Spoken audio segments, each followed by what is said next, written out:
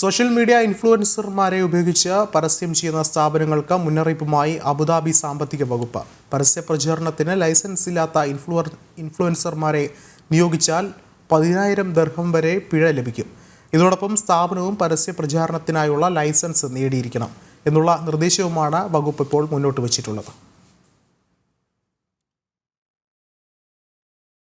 Abu Dhabi സാമ്പത്തിക വികസന വകുപ്പ് എമിറേറ്റിലെ സ്ഥാപനങ്ങൾക്കാണ് മുന്നറിയിപ്പ് നൽകിയിരിക്കുന്നത്.